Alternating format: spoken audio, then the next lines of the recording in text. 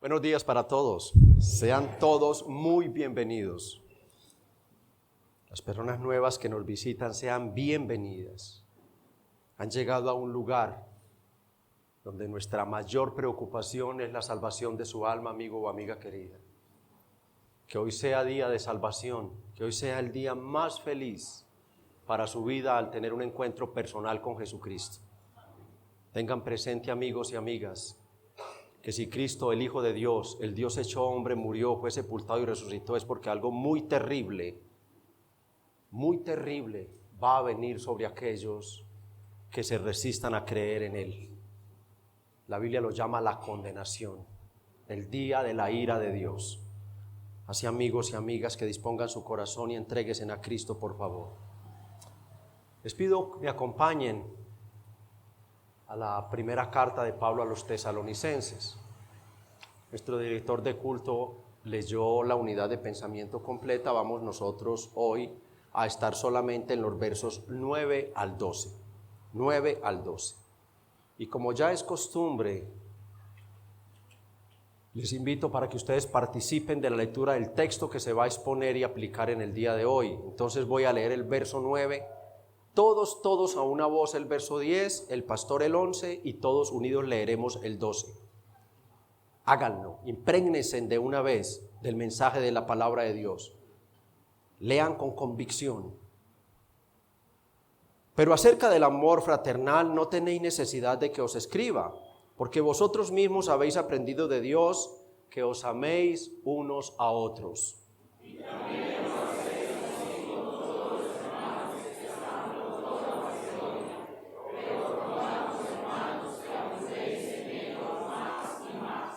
Y que procuréis tener tranquilidad y ocuparos en vuestros negocios y trabajar con vuestras manos de la manera que os hemos mandado, a fin de que os conduzcáis honradamente para con los de afuera y no tengáis necesidad de nada. Oremos. Espíritu Santo, inspirador de la palabra, guía y maestro del apóstol Pablo en la ciudad de Corinto en el primer siglo para escribir estas frases. Tú sabías, Espíritu Santo, lo que se estaba levantando, lo que estaba ocurriendo a muchos kilómetros en el continente europeo, más concretamente en la ciudad de Tesalónica. Espíritu Santo, sabemos que esta exhortación llegó a ellos, que Timoteo llevó esta carta y muy seguramente Timoteo la leyó con mucho detenimiento, pues él había escuchado mientras Pablo la escribía. Buscando con ella, Espíritu Santo, que la iglesia creciera más en una virtud, pero que reconociera los errores pecaminosos que estaba cometiendo en otra área de su vida. Espíritu Santo, aunque esta iglesia fue declarada la iglesia ejemplar del primer siglo de aquel continente, en la tierra no hay nada perfecto. Y ni aún la iglesia tuya, Señor. Por eso necesitamos día tras día perseverar, como viene enseñando Pablo,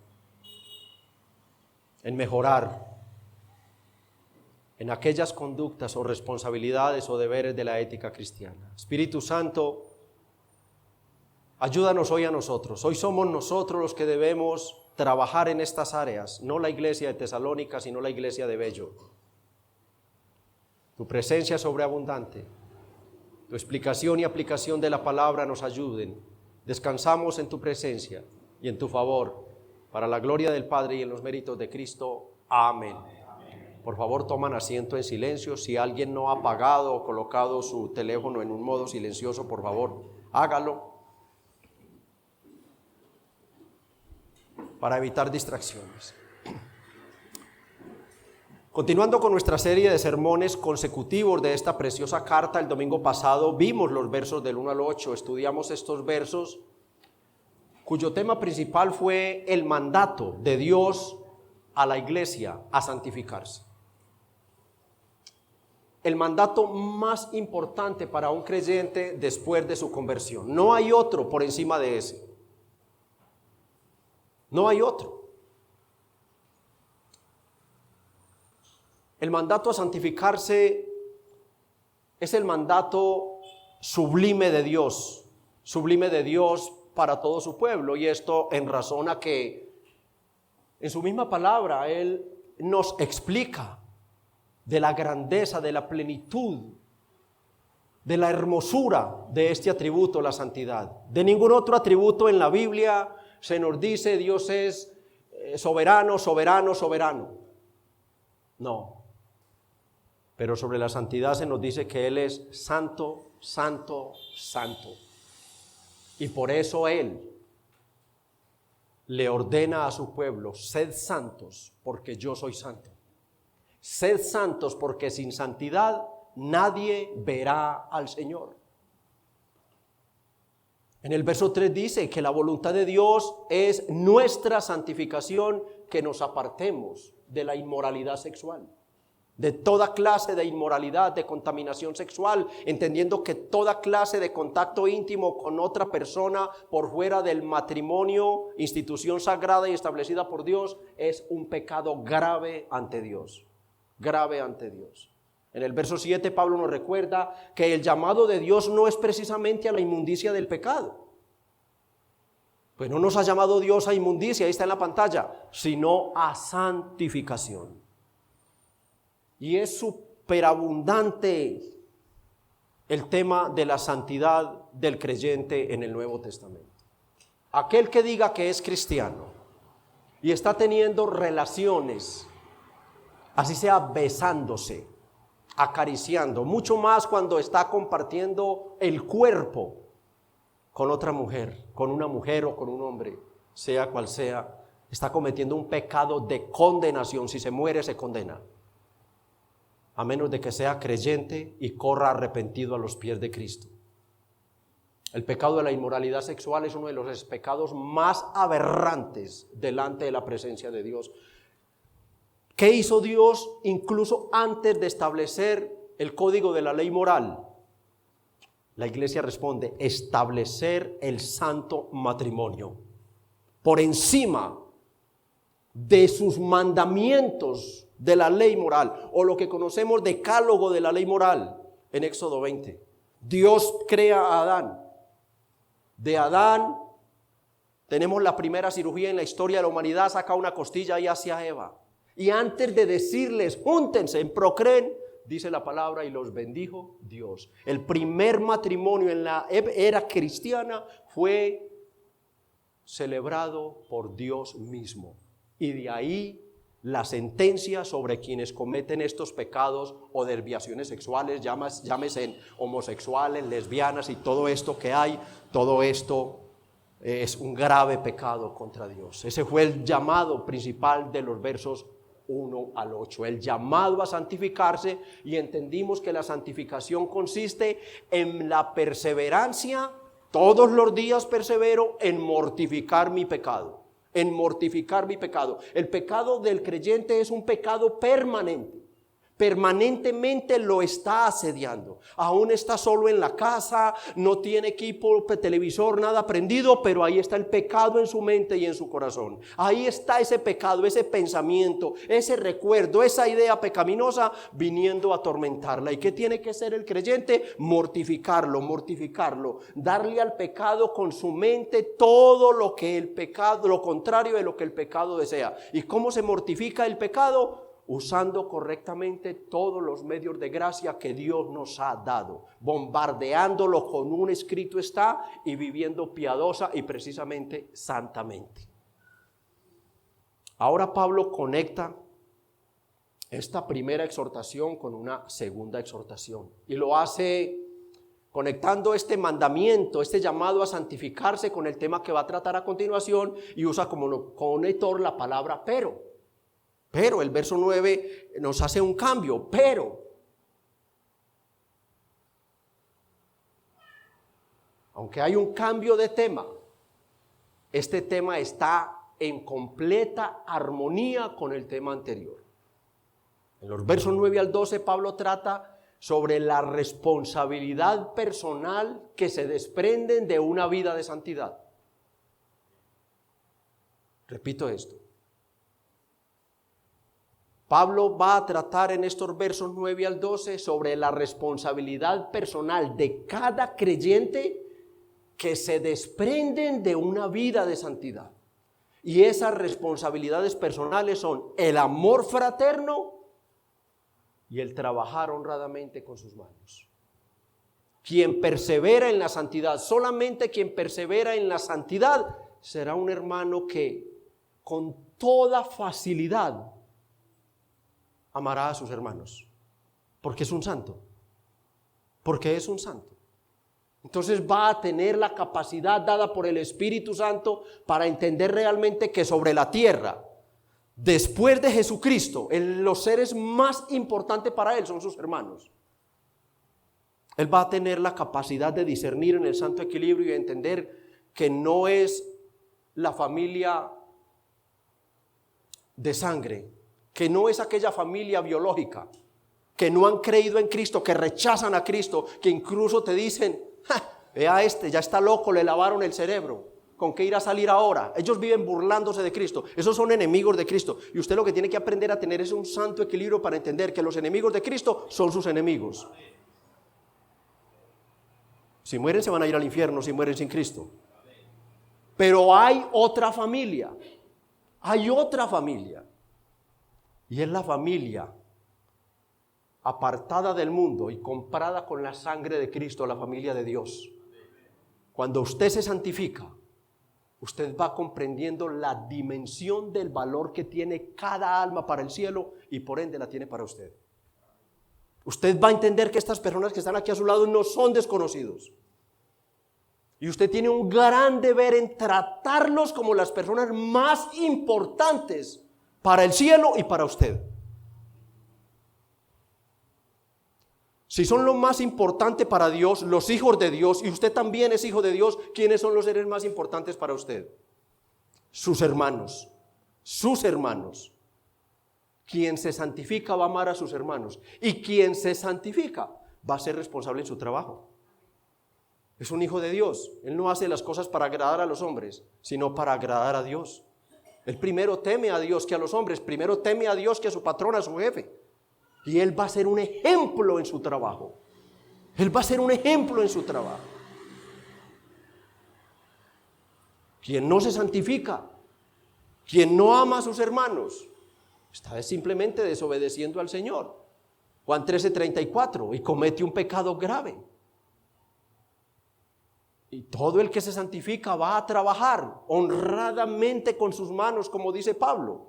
Porque o si no, la misma palabra, leamos Juan 13:34, un mandamiento nuevo os doy, que os améis unos a otros como yo os he amado, que también os améis a otros. Entonces es muy claro, si yo desobedezco al Señor, yo no puedo decir, el Señor es mi rey, es mi Señor, es mi amo. Por eso es que de nada te sirve, si hay alguien acá que quiera a Cristo solamente como Salvador, no sirve. De nada, de nada. Primero tiene que ser rey, Señor, sobre tu vida. Amo total. Recuerda que Cristo, a quien viene a sus pies, solo le pide una cosa: todo. Todo, porque Él es el rey, Él es el amo. Y quien no trabaja con sus manos, obviamente también desobedece al Señor, porque la palabra dice que Él es peor que un impío en 1 Timoteo 5:8. Es como si Pablo dijera: toda responsabilidad de la ética cristiana parte de la responsabilidad de santificarse. De santificarse. La santidad está en lo más alto y de ella se desprenden todas las demás virtudes. Todas las demás se desprenden de ella. ¿Cómo está tu santidad? ¿Cómo está tu proceso de santificación? Así vas a verte tú en tu familia, en tu trabajo y en todas las demás obligaciones que tienes como cristiano. El tema de este pasaje es la exhortación del apóstol Pablo a perseverar en el amor fraterno y a cumplir los deberes de la vida cristiana, como lo son el perseverar en el amor fraternal y cumplir con los deberes laborales. Ese es el tema y el título es Responsabilidades de la vida cristiana. Responsabilidades de la vida cristiana. Y estaremos viendo en este mensaje dos encabezados, un ruego y un mandato. El ruego es a perseverar en el amor fraterno, versos 9 y 10. Vean la parte final del verso 9, por favor.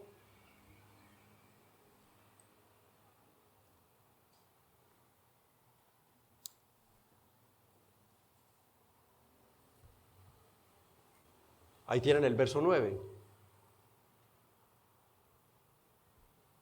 Y el segundo encabezado es el mandato. El mandato, vean el verso 11, en la parte final.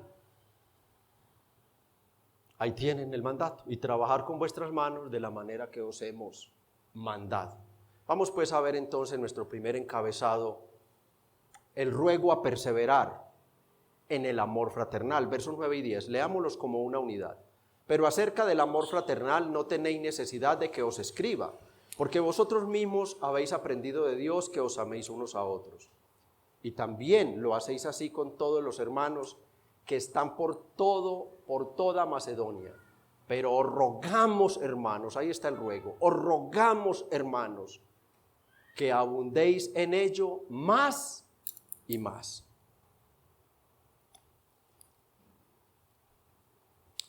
Quienes vienen siguiendo la secuencia de la carta, recordamos lo que ocurrió en el contexto, un breve repaso, un breve recuento. Recordamos que Pablo casi enloquece, capítulo 3, versos 1 y 5, al no saber de esta iglesia, a la cual había tenido que huir sin terminar su trabajo. Intenta volver una y otra vez a la iglesia, pero Satanás se lo impide, y ante esta situación él toma la decisión de quedarse solo en Grecia y enviar a Timoteo. En el capítulo 3, verso 6, Timoteo regresa, y regresa con maravillosas noticias, pero no solo les da la noticia maravillosa de que su fe era genuina, de que estos hermanos perseveraban, que tenían la fe salvadora, sino que también Timoteo le habla del amor, que ellos tenían un amor muy grande, a tal punto que en el capítulo 1, verso 3, Pablo precisamente ora dando gracias a Dios por ese amor, acordándonos sin cesar delante del Dios y Padre de la obra de vuestra fe y del trabajo de vuestro amor. Estos hermanos realmente vivían, caminaban en el amor bíblico. Y debió ser muy gratificante. Al estudiar el tema uno viaja, como dice el pastor Sergio, en la máquina del tiempo, y uno quiere ver la expresión de Pablo escuchando a Timoteo y diciéndole, Timoteo, a Pablo, apóstol, esos hermanos se aman. Esos hermanos realmente se aman. Y Pablo escribiendo, Pablo inmediatamente empieza a escribir para reconocerles, para honrarlos por ese amor con que ellos se tratan. Era el amor bíblico que tenían ellos allí puesto por obra. Y Pablo dice acerca de su santificación en los versos 1 al 8, sí tuve que escribirles y ordenarles y explicarles en qué consistía el proceso de santificación. Pero acerca del amor fraterno, yo no tengo nada que enseñarles. Yo no tengo nada que decirles. Acerca del amor fraterno, lo único que yo puedo hacer es una cosa: rogarles que abunden, o sea, que perseveren en ello, en ese amor, más y más. El énfasis de sus palabras, hermanos, es clave y es muy tremendo, porque lo que Pablo está diciendo es que él, como apóstol del Señor, como pastor de la iglesia y maestro en teología, no tenía nada que enseñarles sobre la doctrina del amor fraternal.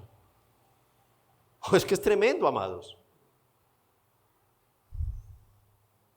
En una iglesia donde hay una diversidad tan grande de personas, una iglesia donde no faltan las diferencias,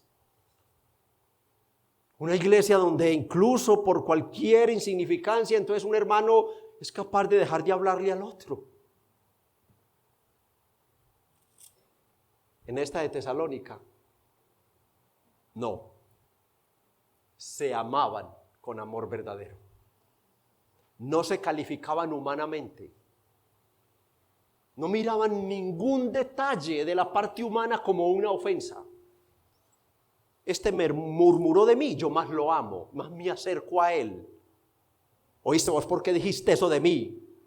No, ellos miran la cruz, ellos miraban la cruz y recordaban que Cristo nunca les dijo: ustedes por qué hicieron eso contra mí. Cuando nos movemos de la cruz es donde nosotros fallamos al blanco.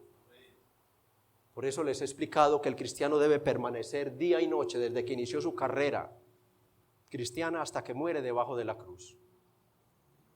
Él está como congelado mirando a Jesucristo.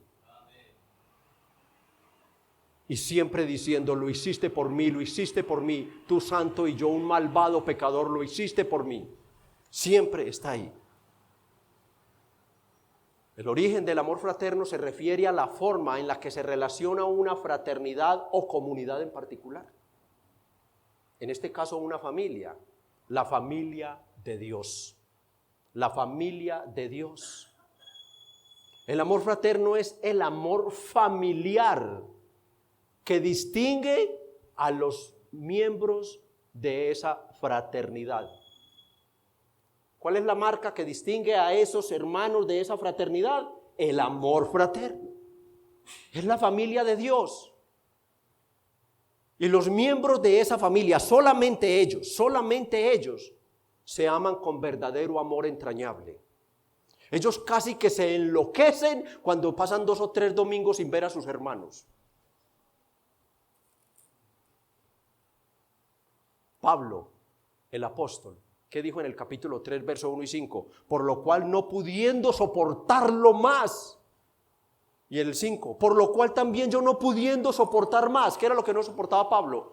No ver a sus hermanos, no ver el rostro de sus hermanos. Y yo te pregunto, ¿te hace falta venir a la congregación a ver a tus hermanos? ¿Realmente se ha convertido la congregación en lo más importante para ti en esta vida? Tú debes alcanzar ese punto. Tú debes alcanzar ese punto. No hay lugar más hermoso para un hijo de Dios que estar en la casa de Dios. ¿Con quién? Con la familia de Dios. Con la familia de Dios. Si las personas que están allá afuera no llegan a creer en Cristo, ellos son hijos del diablo y así morirán. Y así morirán. Solamente hay 2 clases de personas en la tierra: los hijos de Dios y los hijos de Satanás. Y a menos que Dios en Cristo rescate de esos hijos del demonio, como lo hizo con nosotros, ellos quedarán así, prisioneros del demonio. Esa no es tu familia. Te voy a decir algo que puede sonar muy duro, pero no lo digo yo, es por lo que estamos estudiando. Tu familia biológica que no ha creído en Cristo no es digna del amor con que lo estás tratando. Y la familia de Dios no es digna de la indignidad del amor con que la estás tratando. No lo digo yo, lo dice el Señor. ¿O acaso no fue Él el que dijo: el que ame más a padre, a madre o hermanos? No, no es digno de ser mi discípulo. No es digno de estar con Él en la eternidad. No es digno. Lo mejor de lo mejor que Dios te ha dado a ti no es para tu familia inconversa, es para la familia de Dios. Tu oración, tu tiempo y, escucha algo, tus bienes. Tus bienes. No, los amamos y los ayudamos, amén, claro que sí, porque Dios manda que amemos aún a quienes, a nuestros enemigos, porque de resto, ¿cómo les vamos a mostrar el amor de Cristo? Pero yo debo entender que hay una ordenanza dada por el Señor, que no es invento de los hombres, y que Él ha hecho diferencia entre mi familia no creyente y su santa familia. Este es el tesoro de Dios. Estos que están aquí sellados con el Espíritu Santo son tesoros de Dios. No hay nada más importante sobre la tierra para Él. No hay, no lo hay. Y como hijos amados, nosotros debemos ser ¿qué? Imitadores. Entonces, ¿cuál es la familia más importante que hay sobre la tierra para un hijo de Dios? La familia de Dios, la iglesia, los convertidos, los creyentes en Cristo. Es un amor puro, es un amor como Pablo lo explica ahí en 1 Corintios 13, del 4 al 7. Leamos, por favor. Miren el amor, miren el amor, miren el amor. Y piensen en Cristo. Piensen ¿Cómo amó Cristo a este puñado de pecadores? El amor es sufrido, es benigno, el amor no tiene envidia, el amor no es jactancioso, no se envanece, no hace nada indebido, no busca lo suyo, no se irrita, no guarda rencor, no se goza de la injusticia, mas se goza de la verdad. Todo lo sufre, todo lo cree, todo lo espera, todo lo soporta. Este es el amor. Este amor no se vive en casa, este amor no se vive con la familia, la parte inconversa de tu familia. No, ahí hay alegatos, discusiones, pleitos, hermanos dejan de amarse, dejan de hablarse, hermanos, hijos matan al papá, matan a la mamá, la ofenden porque no les da para la droga, para el vicio. Eso, no, ese amor no se vive allá, ese amor solo es para acá. ¿Cuántos dicen amén? Este es el amor de la familia de Dios. Este es el amor de la familia de Dios. El que todo lo soporta, el que todo lo cree, el que todo lo espera, el que todo lo aguanta. ¿Por qué? Porque ellos tienen presente a Jesucristo. Ellos tienen presente ese amor. Él es el ejemplo de ese amor.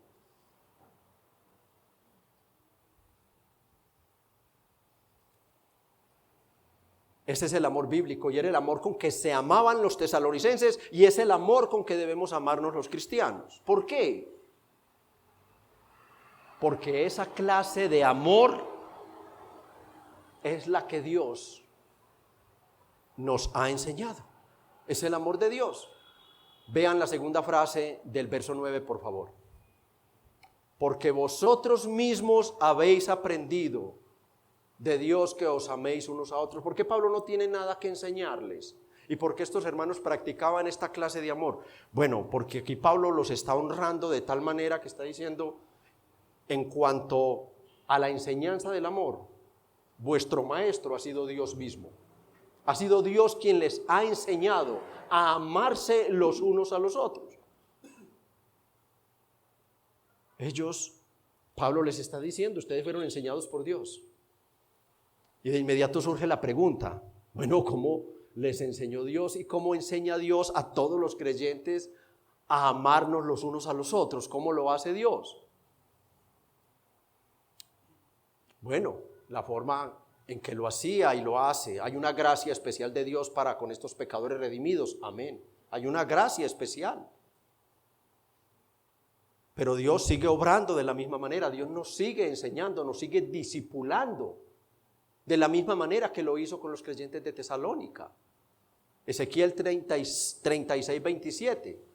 Y pondré dentro de vosotros mi espíritu y haré que andéis en mis estatutos. Y escuchen la obra del Espíritu Santo con que hemos sido sellados. Y guardéis mis preceptos y los pongáis por obra. ¿Se dan cuenta cómo nos enseña el Dios por medio de su Espíritu Santo? Es Él el que pone el querer como el hacer en nosotros. Es el Espíritu Santo. No fue que Dios Él tuvo una revelación y se les presentó y les dijo, no. Por medio de su Espíritu Santo, en el momento en que ellos creyeron, vino el Espíritu sobre ellos. Efesios 1, 13 y 14. Efesios 1, 13 y 14. En Él también, vosotros, habiendo oído la palabra de verdad del evangelio de vuestra salvación y habiendo creído en Él, fuisteis sellados con el Espíritu Santo de la promesa, que es las arras de nuestra herencia hasta la redención de la posesión adquirida para la alabanza de su gloria. Es el Espíritu Santo. Capítulo 1, versos 5 y 6 de Tesalonicense. Pues nuestro evangelio no llegó a vosotros en palabras solamente, sino también en poder, en el Espíritu Santo y en plena certidumbre. Y vosotros vinisteis a ser imitadores de nosotros y del Señor, recibiendo la palabra en medio de gran tribulación, con gozo, ¿de quién? Que no era ellos, era el Espíritu Santo que estaba en ellos enseñándoles la palabra, convenciéndolos de que era la palabra, a tal punto que estos hermanos, ellos mismos, dice Pablo de ellos, y da gracias a Dios por ellos, capítulo 2, verso 13. Fue tal la obra del Espíritu Santo en ellos, por lo cual también nosotros sin cesar damos gracias a Dios de que cuando recibisteis la palabra de Dios, ¿quiénes la predicaron? Ellos, que oísteis de nosotros, la recibisteis no como palabra de hombre, sino según es en verdad la palabra de Dios, la cual actúa en vosotros los creyentes. Ellos predicaban, ya sabemos, vimos ese texto, vimos todo eso en la forma que ellos predicaron, pero el Espíritu Santo los puso a ellos en tal atención que ellos tomaban lo que los apóstoles predicaban como la palabra directa de Dios, como Dios mismo, y dice, es en verdad, era Dios hablándoles por medio de los apóstoles. Y ahí se demuestra la madurez de un creyente en una iglesia. Él no va a la iglesia a criticar al pastor. No, como los de Berea, él lo máximo que debe hacer es llegar a la casa y estudiar la palabra y ver si lo que dijo el predicador está de acuerdo a la palabra de Dios. Es la palabra de Dios lo que predica un predicador bíblico. Es su Espíritu Santo, el que nos guía a toda verdad, como dice Juan 16:3, es el Espíritu Santo. Pero Pablo sabía que él solo era un heraldo, un mensajero, que hablaba solo, abría su boca para hablar, para transmitir solo el mensaje de aquel que le había comisionado. Y la parte de los creyentes fue obviamente disponer su corazón, disponer ellos para recibir la palabra. Como una aplicación directa. Hoy nosotros somos más responsables ante Dios de amarnos los unos a los otros. ¿Por qué, mis hermanos? Nosotros no solo tenemos también el Espíritu Santo, una predicación bíblica, sino que Dios nos ha dado una enseñanza, una revelación mucho más abundante y explícita de la que tenía esta iglesia en el primer siglo. Hoy no solo nos enseña por medio del Espíritu y la predicación expositiva, sino por medio de la revelación especial de la palabra, de su palabra, la cual los oyentes, hermanos, originales de esta carta no la tenían. Dios nos enseña hoy la forma de amarnos unos a otros, motivándonos a imitar su gran amor revelado en su Hijo crucificado en la cruz por nosotros, por medio de muchos textos, por medio de muchas figuras. Ellos no la tenían. Ellos no tenían Romanos 5:8. Mas Dios muestra su amor para con nosotros en que siendo aún pecadores, Cristo murió por nosotros. No lo tenían. Ellos no tenían, por ejemplo, 2 Corintios 5:21, al que no conoció pecado, por nosotros lo hizo pecado para que nosotros fuésemos hechos justicia de Dios en él. No la tenían, la Biblia no había sido terminada, completada. No tenían estas revelaciones que tenemos nosotros. Ellos no tenían 1 Juan 7-12, leamos por favor 1 Juan 7-12. Amados, amémonos unos a otros, porque el amor es de Dios. Todo aquel que ama es nacido de Dios y conoce a Dios. El que no ama, y esto pongan ustedes allí, a su hermano, no ha conocido a Dios. En esto se mostró el amor de Dios para con nosotros. Se mostró, salió a la luz, se reveló en que Dios envió a su Hijo unigénito al mundo para que vivamos por Él. En esto consiste el amor, no en que nosotros hayamos amado a Dios, sino en que Él nos amó a nosotros y envió a su Hijo en propiciación por nuestros pecados. Amados, si Dios nos ha amado así, debemos también nosotros amarnos unos a otros. Nadie ha visto jamás a Dios. Si nos amamos unos a otros, Dios permanece en nosotros y su amor se ha perfeccionado en nosotros. La iglesia que se amaba con amor entrañable no tenía esta revelación. Ellos no tenían dónde leer esto. No tenían dónde leerlo. Se considera que si existía una carta anterior a las dos cartas de Tesalónica, era únicamente Gálatas. Y eso que es muy posible que estas cartas fueran las primeras cartas en ser escritas por el apóstol Pablo para una iglesia. Ellos no tenían esta revelación y enseñanza de Dios sobre el amor fraterno que tenemos nosotros, y eso nos hace mucho más responsables ante el Señor de amarnos los unos a los otros, dejando claro que para amar a mis hermanos yo primero tengo que amar al Señor con todo mi corazón, con toda mi alma y con todas mis fuerzas. Que si tú no amas a tu hermano, si no te consideras tú como aquel que es capaz de sufrir por su hermano, es porque tú no has entendido lo que hizo Cristo por ti. Tú no lo has entendido. Somos miembros de un mismo cuerpo y el que se duele, miembro más pequeñito, todos los demás miembros se deben doler con él, con él. El mandato del Señor es Juan 13:34 de nuevo, por favor. Jesucristo es Dios sobre todas las cosas. Y este mandato es del Señor. Un mandamiento nuevo os doy: que os améis unos a otros, como yo os he amado, que también os améis unos a otros. Un mundo sin amor, hermanos. En un mundo sin amor. Donde lo mire, donde lo mire. Dios nos ha dado una marca celestial que debe distinguir a su familia. Verso 35 de Juan 13. En esto conocerán todos que sois mis discípulos. Todos los de afuera. Todos. Si tuvieseis amor los unos para con los otros. Esa marca, hermanos, es el amor fraterno. Los de afuera deben ver y decir, al vernos reunidos, al vernos visitándonos, al vernos en un centro comercial, al vernos unidos,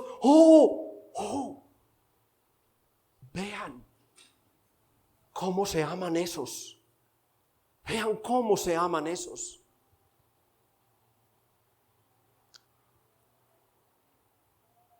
Hermanos que ni se saludan entre ellos.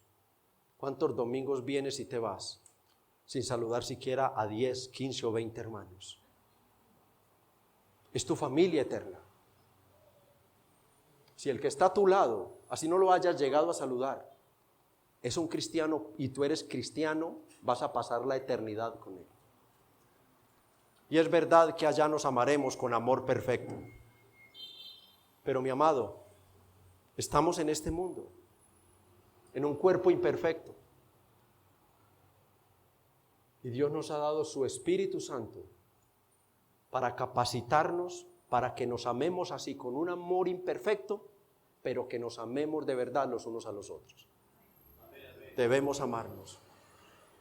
Y no solo lo amaban, no solo se amaban entre ellos, no solo era visible el amor en la congregación local, verso 10, y también lo hacéis así con los hermanos que están por toda Macedonia. O nosotros no sabemos, porque Timoteo no lo explica Pablo no lo escribe luego, es que Timoteo vio que ustedes tenían este amor. No sabemos cómo Timoteo vio que estos hermanos no solo se amaban entre ellos, sino que amaban a los hermanos de las congregaciones que estaban estableciendo en los alrededores de Macedonia. Pero creemos que podían demostrar su amor fraterno, primero que todo, intercediendo realmente por ellos, visitándoles, hospedándolos, ayudándolos teológicamente, porque era la primera iglesia fundada directamente por Pablo, acompañándolos, apoyándolos económica y teológicamente, y también económicamente para sus necesidades. Y Pablo, al enterarse de la forma en que practicaban el amor de Dios, entonces solo dice: yo no encuentro otra cosa más que decirles que abundéis más y más en ello. Pablo les ruega, es un ruego, perseveren más y más en su amor. ¿Por qué, hermanos? Si ya tenían un estándar de amor tan grande, y varias veces lo va a decir en la carta. Porque debido a nuestra debilidad humana, nuestra contaminación de pecado, el amor tiende no a crecer, sino a decrecer. Como decía ahora, por cualquier insignificancia, debido a nuestro pecado permanente, nos podemos molestar con el hermano. Es que no tenía derecho a decir eso. Es que pasó por mi lado. Miren las cosas que escucha uno en la consejería. Pastor, es que me ha saludado desde que estaba en la iglesia y el domingo pasó muy orante por mi lado y no me saludó, casi me tumba. Y eso da para, la atormentó tanto a esa persona que tuvo que pedir una consejería.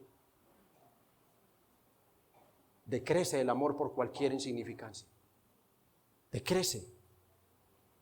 No, cuando eso ocurra, no pases la vergüenza que relató una vez un expositor bíblico de un hermano que fue precisamente a pedir esa clase de consejería. Cuando fue a pedir la consejería, el pastor le dijo: ve, no hace nada, no te la encontraste que salió. Vino aquí avergonzada y dolida, porque el domingo, debido a que venía orando por esa necesidad que tú le contaste el sábado, no te saludó. Ascuas de fuego sobre su cabeza. Tenemos que, hermanos, alimentar este amor. ¿De dónde? De la fuente del amor, que es Jesucristo. Él es la fuente de mi amor para yo dar. Primero un amor horizontal, vertical, para yo poderlo dar horizontal. Si no, no. Si no, me pongo acá para que el amor de Cristo destile sobre mí su sangre, su muerte, su dolor, su crucifixión, destilen sobre mí. Y ocurra lo que ocurrió con Pablo cuando dijo: el amor de Cristo me constriñe pensando esto, que uno murió por todos. Cuando yo permito que ese amor constriña mi corazón verticalmente, entonces tendré amor horizontal para mis hermanos.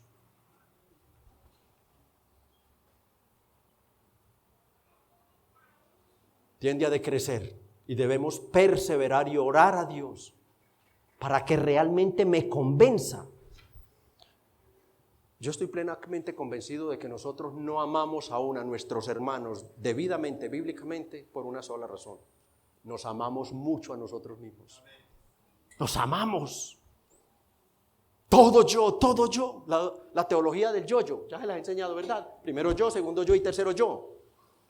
No, nos amamos mucho para considerar a mi hermano que está en una situación de aflicción, tristeza, pena, dolor, como se llame.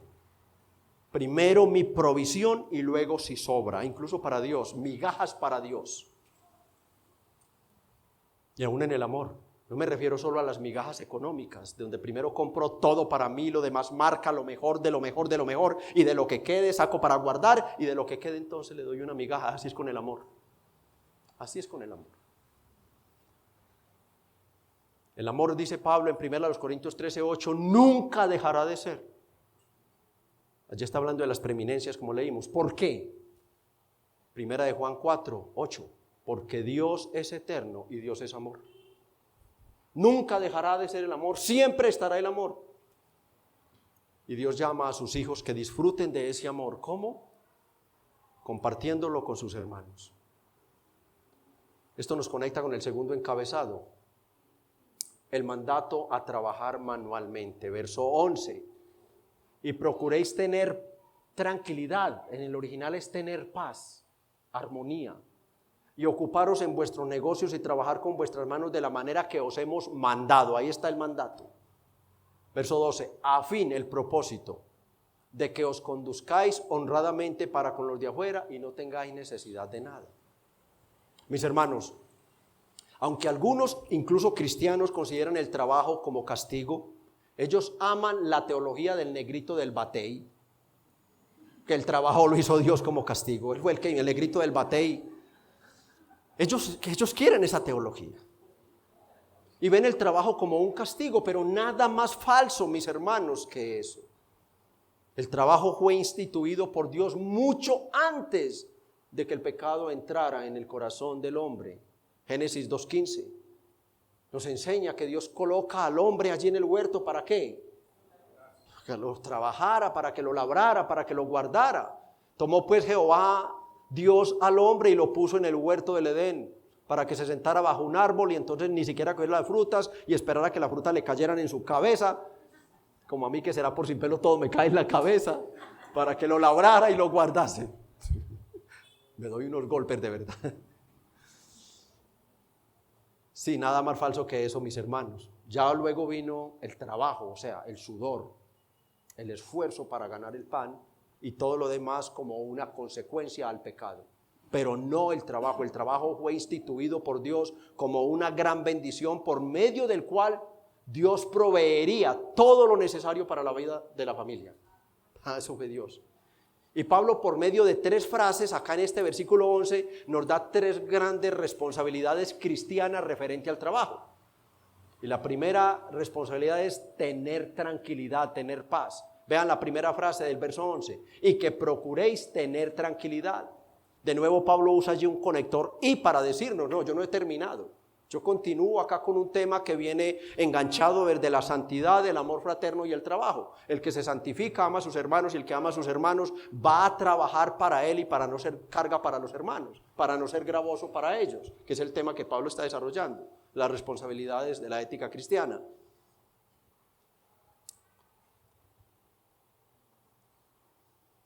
En un mundo, hermano, agitado, un mundo como el que vivimos. Este es un mundo laboralmente, económicamente muy agitado, hermanos. Temores por lo que significa la inestabilidad económica, los gobiernos, todo lo demás. La carestía, la inestabilidad en las empresas. En el contexto, pues sabemos que los hermanos podían estar intranquilos porque realmente, como aprendimos en la introducción de la carta, muchos de ellos fueron despedidos de los trabajos por seguir a Cristo. Otros tuvieron que cerrar sus negocios, literalmente cerrarlos porque no le compremos nada a ese cristiano. Tuvieron que cerrar, quebraban, entonces podían estar intranquilos. Pero Dios espera, mis amados hermanos, sintetizando mucho esta primera frase, que nosotros aprendamos a confiar en su providencia y soberanía. Los creyentes sabemos a quién hemos creído, mis hermanos. Salmo 37:7. Guarda silencio ante Jehová y espera en él. ¿Qué ha prometido él, amados? Que si sus hijos, amados entrañablemente por él, porque él sí nos ama como es, él nos ama tanto que nos cambió por Jesucristo. Él nos ama. Al que no conoció pecado, por nosotros lo hizo pecado, para que nosotros fuésemos hechos justicia de Dios en él. Es un amor obsesivo, compulsivo el de Dios por nosotros. Hago lo que tenga que hacer, pero los tengo conmigo. Amén. Los tengo conmigo. Amén. Él sí nos ama. El Señor dice en su palabra que si nosotros buscamos primeramente el reino de Dios y su justicia, las demás cosas vendrán por añadidura. Amén. Pero hay que descansar en la providencia y soberanía de Dios. Él es el amo del mundo, el dueño del mundo. Salmo 40:10. Estad quietos, no intranquilos, no en una zozobra. Si me echan, ¿qué va a pasar? ¿Qué va a pasar con mi familia? No. Si estás trabajando honesta y honradamente y te despiden, es un propósito divino que se está cumpliendo en tu vida. Solamente que tu conciencia santificada debe decirte, si me echan, no es porque he hecho nada indebido. Me he humillado, he sido humilde. He hecho más de aquello para lo cual me contrataron. Los hijos de Dios somos excelentes empleados. Excelentes empleados. El patrón no tiene una sola queja de nosotros. Vean a ese haciendo eso y yo no se lo he mandado. Miren ese puesto de trabajo. Miren cómo rinden esa máquina. Miren cómo considera los materiales, los productos, cómo no desperdicia nada. Miren y vean aquellos otros. ¿Qué pasa con este? Es que me dijeron que era cristiano. Cuando me echen de la empresa, yo trabajando de esa manera, gloria al Señor porque está cumpliendo un propósito más en su plan divino para mi vida. Los intranquilos tienen que estar aquellos que, por malos trabajadores, mal testimonio de Cristo, viven de piedra en piedra como los gallinazos. No se sostienen en ninguna parte debido a su irresponsabilidad laboral. La segunda frase sobre nuestra responsabilidad la encontramos en el verso 11b, y ocuparos en vuestros negocios, la ocupación en nuestros propios asuntos. Un comentarista dice, no se ocupan en nada productivo por andar fisgoneando lo que otros hacen. Bueno, no pueden tener paso, estar tranquilo cuando yo soy un irresponsable con los deberes laborales que Dios me ha ordenado y en vez de hacerlo, me ocupo entrometiéndome o opinando de los asuntos de los hermanos. Pablo está reprendiendo con dureza esa actitud pecaminosa, como decía en la introducción en la oración, algo estaba pasando en esta iglesia, en esta área, y era fuerte, mis hermanos, porque Pablo en esta primera carta corrige, allí exhorta, allí manda, pero en la segunda carta es mucho más duro. Vean conmigo por favor a manera de lectura capítulo 3 versos 10 al 12. Segunda carta capítulo 3 versos 10 al 12. capítulo 3, versos 10 al 12. Porque también cuando estábamos con vosotros os ordenábamos esto. Miren, sigue siendo una orden. Si alguno no quiere trabajar, que tampoco coma. Porque oímos que algunos de entre vosotros andan desordenadamente, no trabajando en nada, y miren la palabra, sino entrometiéndose en lo ajeno. A los tales mandamos, orden apostólica, y exhortamos por nuestro Señor Jesucristo, el mandato viene de Cristo, que trabajando sosegadamente, ahí está la tranquilidad y la paz, coman su propio pan.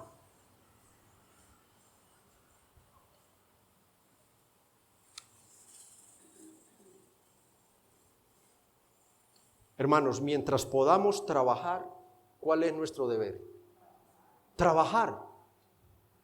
Trabajar para poder proveer todo, tanto para mi familia como para ayudar a los más necesitados de la congregación. Como para ayudarlos.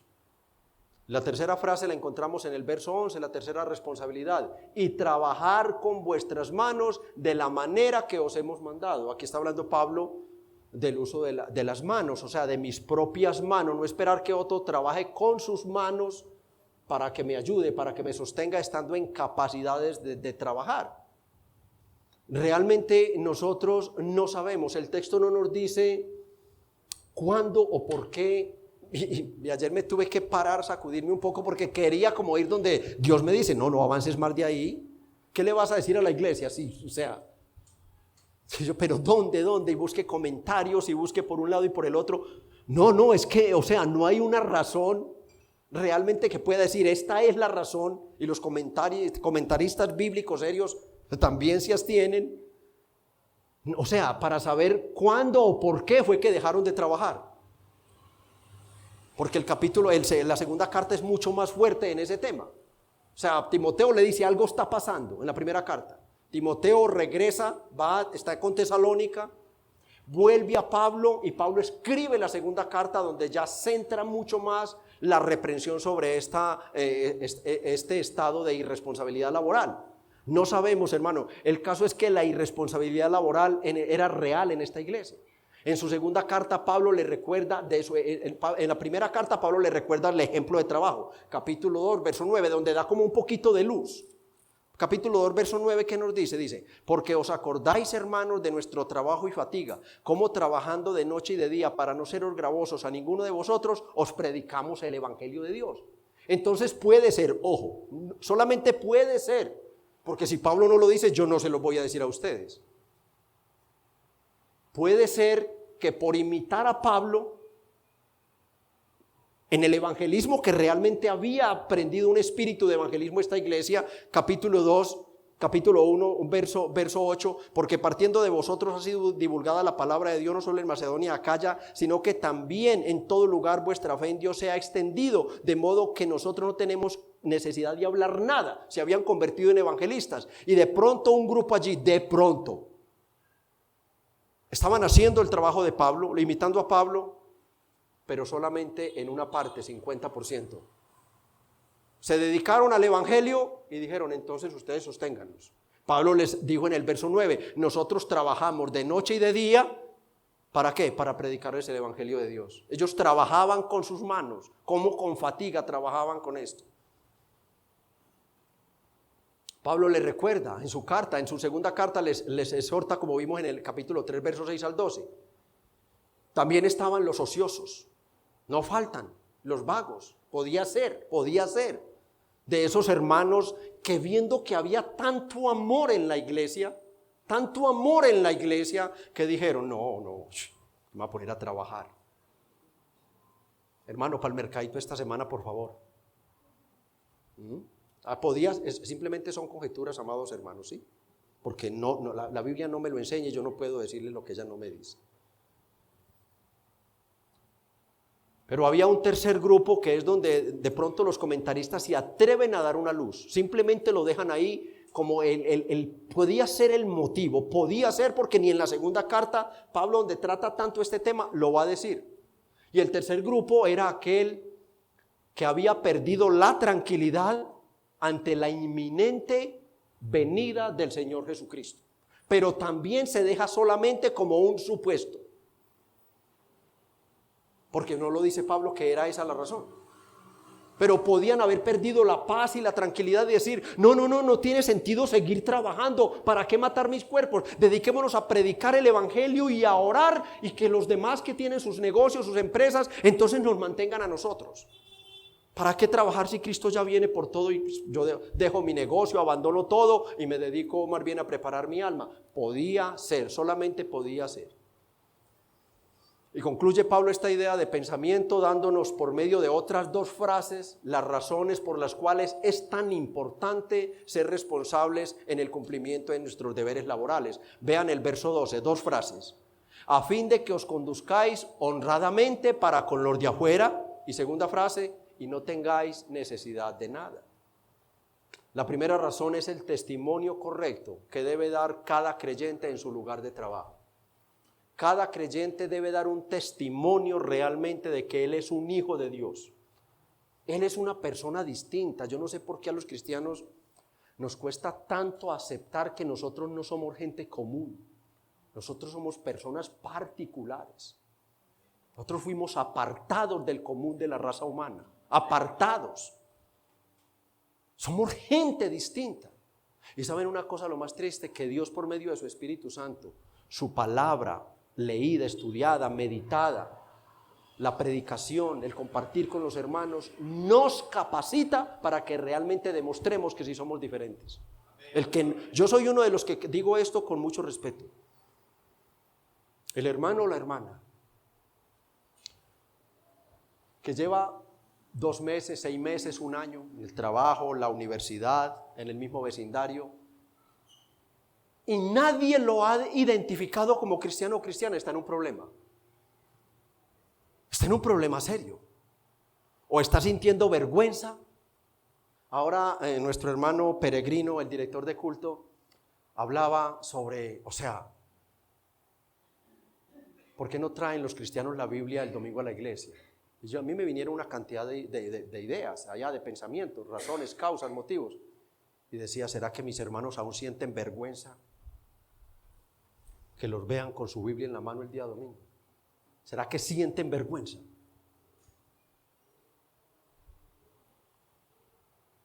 Hermanos, deben identificarnos. Nuestro testimonio vale mucho para los de afuera. Los de afuera son los que no son de Dios, no son la familia de Dios. Son de Dios por creación, pero no por regeneración y adopción.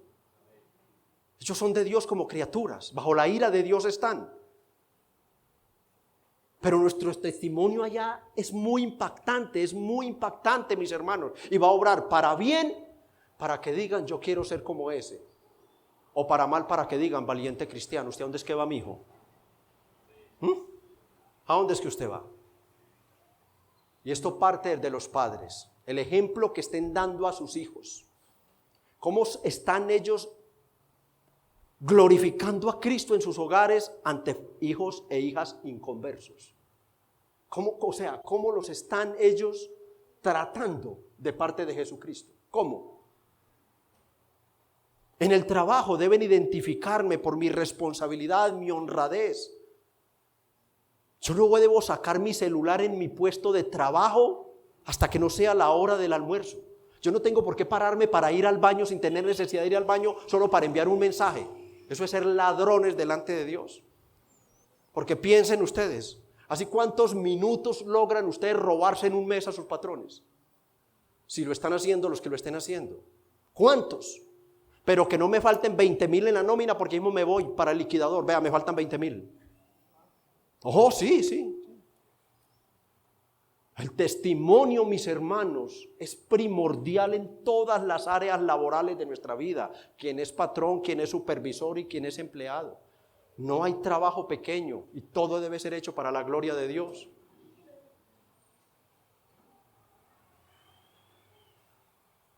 Primera de Pedro 2:12, manteniendo buena nuestra manera de vivir entre los gentiles, para que en lo que murmuran de vosotros como de malhechores glorifiquen a Dios el día de la visitación al considerar vuestras buenas obras.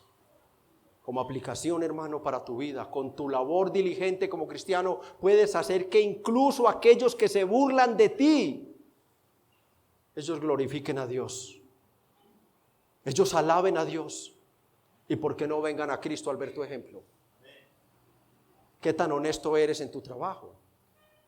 Así como el amor y la santidad son marcas distintivas de los hijos de Dios, así también lo es el testimonio en nuestro trabajo. La segunda razón para cumplir nuestra responsabilidad laboral es tener una provisión suficiente. Es muy claro. Vean la segunda frase: y no tengáis necesidad de nada. ¿De qué nos habla esto?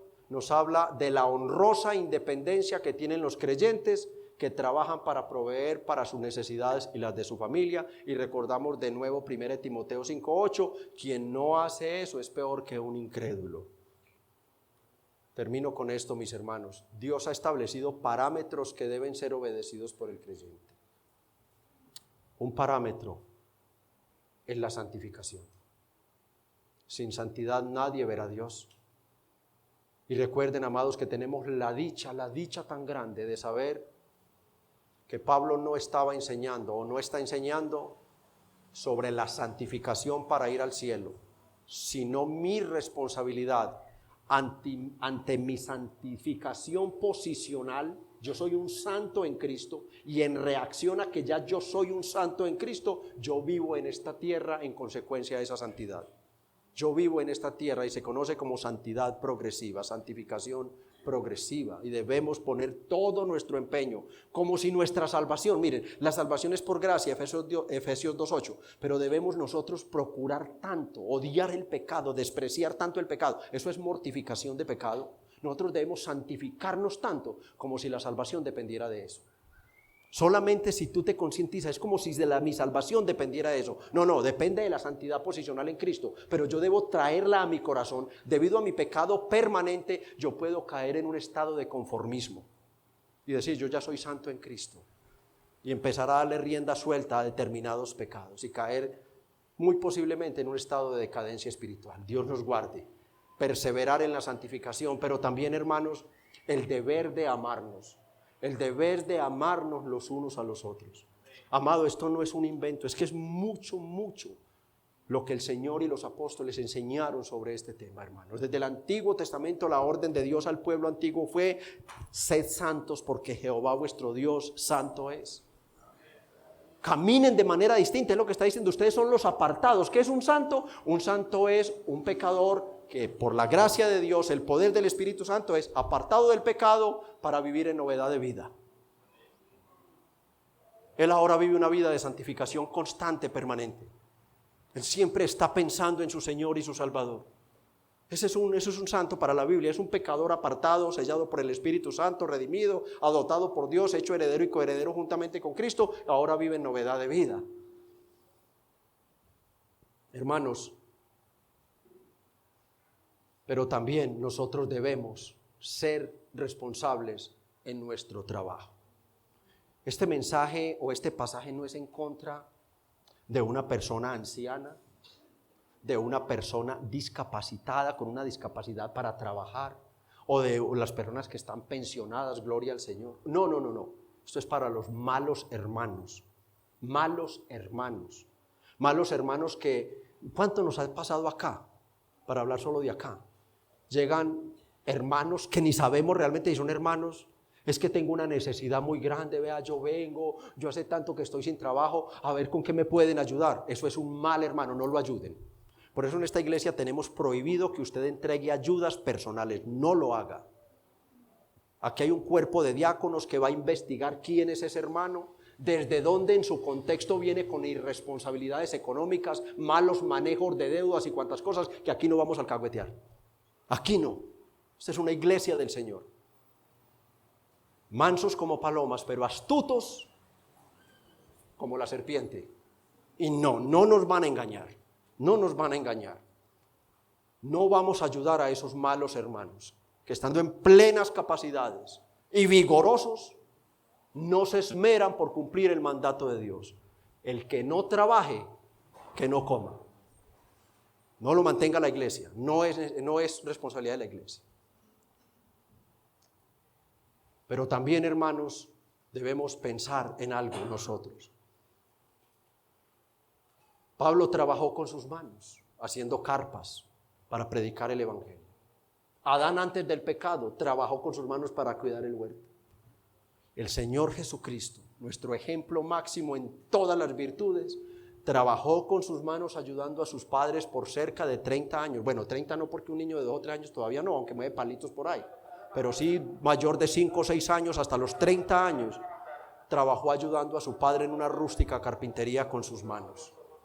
Él es el máximo ejemplo de responsabilidad laboral, pero también es nuestro máximo ejemplo de amor.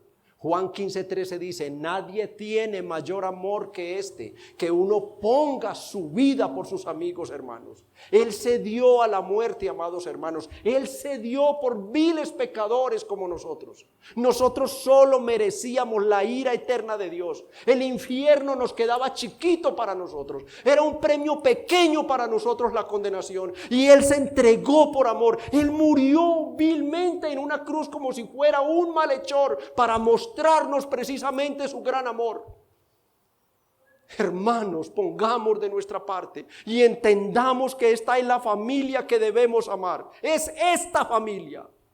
Deja de alcahuetear a tus hijos malvados y pecadores, lesbianas, homosexuales, ladrones, borrachos. Deja de alcahuetearlos si te crees un hijo de Dios. Porque está decretado que todos nosotros comparezcamos ante el justo tribunal de Jesucristo para rendir cuentas de lo que hicimos en el cuerpo, sea bueno o sea malo. No creas que porque eres creyente, al estar alcahueteando tus pecados, tú te vas a quedar sin alguna consecuencia. No alcahuetees los pecados. No los cometemos, pero ni nos complacemos en que otros los hagan. No lo hacemos. Morimos por la gloria de Cristo, hermanos. Él se dio por amor. Esfuérzate por mortificar el pecado de tu orgullo. Y ora mucho a Dios para que te dé amor para compartir con tus hermanos. A los amigos, amigo, tu deber aquí primeramente no es amar a Dios, no es amar a los hermanos. Tu primer deber es reconocer que tú eres un pobre y desdichado pecador que va rumbo al infierno. Ese es tu primer deber. Tú no eres dueño de la vida. Mira, mientras yo prediqué y tú escuchabas, ambos nos acercamos más ¿a dónde? A la muerte. Somos criaturas sentenciadas a muerte. ¿Amén? Amén. A las 6 de la tarde, un día menos de vida para todos. Aquí no hay nadie más enfermo, más aliviado que otro. Todos estamos enfermos y moriremos. Pero amigo, Dios te llama a que te arrepientas. Dios te llama a que reconozcas que has quebrantado los mandamientos del Rey de Reyes y Señor de Señores. El aire que respiras es de Dios. La vida que vives es de Dios. Todo lo que tienes es de Dios. Y debes vivir es en un estado de gratitud, no de orgullo, prepotencia y soberbia, andando en el pecado y la maldad. No dándole a tu carne todo lo que ella te pide. Ay, no, es que no aguanto la ansiedad y tengo que comprarme un bazuco o un marihuano, o una botella de aguardiente, o irme a fornicar, o irme. Amigo, vas para el infierno.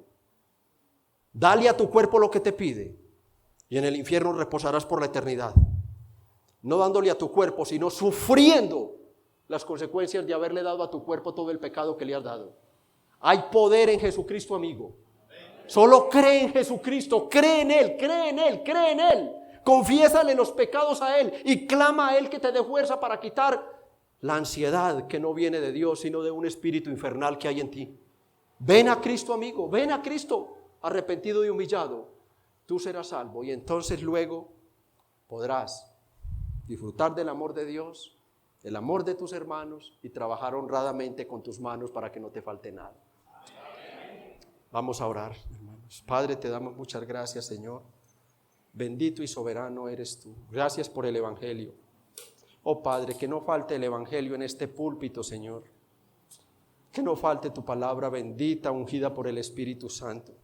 Tú has prometido bendecir tu palabra cuando se predica fielmente.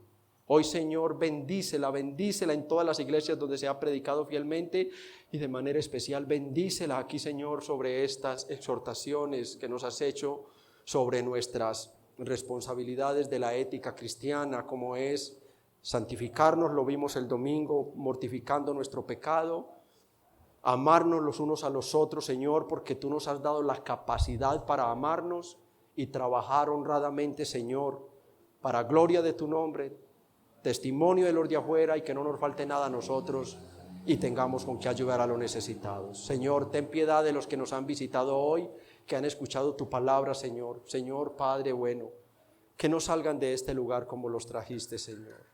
Oh, nuestro mayor celo es tu gloria en la salvación de las personas, oh Padre. Estamos plenamente convencidos, Señor, plenamente convencidos, oh Padre, de que tu Espíritu ha estado con nosotros, y por eso oramos: Espíritu Santo, salva, Señor, salva, Dios mío, a todos aquellos que tienes a bien para añadir a tu pueblo. Nos encomendamos a ti, Padre, llenos de gratitud, en el nombre de Jesús. Amén y amén.